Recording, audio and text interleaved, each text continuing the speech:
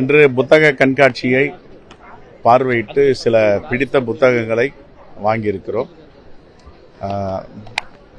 தமிழக அரசு மாண்புமிகு முதலமைச்சர் இந்த ஆண்டு கட்டணமில்லா புத்தக கண்காட்சியை அறிவித்திருக்கிறார்கள். முன்பெல்லாம் நுழைவு கட்டண சீட்டு இருக்கும், அதையெல்லாம் தகர்த்துவிட்டு கட்டணம் இல்லாமல் யார் வேண்டாலும் உள்ளே வரலாம் என்பதால் நிறைய கூட்டங்கள், வர முடியாதவர்களாம் வந்திருக்கிறார்கள். காலத்தில் அழியாத ஒரு அறிவு திறன், அறிவு ஆயுதம் புத்தகம். எல்லாம் நம்மை விட்டு சென்றுவிடும். புத்தகம் மட்டும்தான், அதை படிக்கும் வரலாறு செய்திகள் மட்டும்தான் நம்முடன் இருக்கும். விலை மதிக்க முடியாத புத்தகங்கள். இதை புத்தகமாக எழுத்தாக பார்ப்பதை விட அறிவு ஆயுதமாக பார்க்க வேண்டும். இங்கே பல நூல் நிலையங்கள், பல கவுண்டர்கள் எல்லாவற்றையும் சுற்றி பார்த்ததில் பெருமகிழ்ச்சி அடைந்திருக்கிறோம்.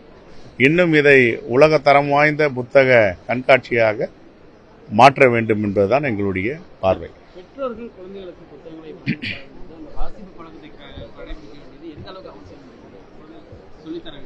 இன்னைக்கு தமிழ்நாட்டில் வருடம் வாசிப்பு பழக்கங்களும் கல்வித்துறையில் வளர்ச்சியும் அதிகரித்து கொண்டிருக்கிறது.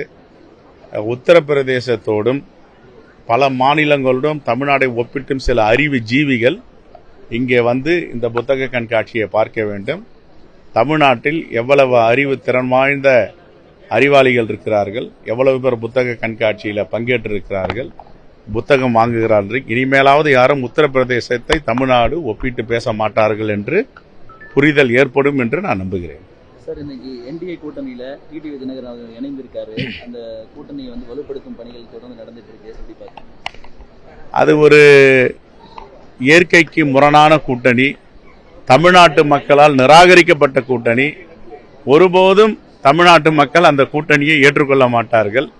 இன்று இணைந்திருக்கின்ற அமமுகவின் தலைவர் நேற்று வரை துரோகி என்றும், உலகத்தில் ஒரு பட்டம் கொடுக்க வேண்டும் என்றால் இப்படிப்பட்ட துரோக பட்டத்தை உலகமே கண்டிருக்காது என்றெல்லாம் அவரை பற்றி பேசியிருக்கிறார்.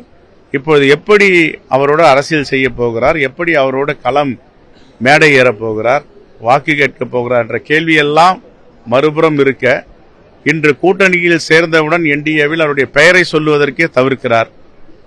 ஆகவே இந்த கூட்டணி தமிழ்நாட்டு மக்களால் நிராகரிக்கப்பட்ட என்டிஏ கூட்டணி.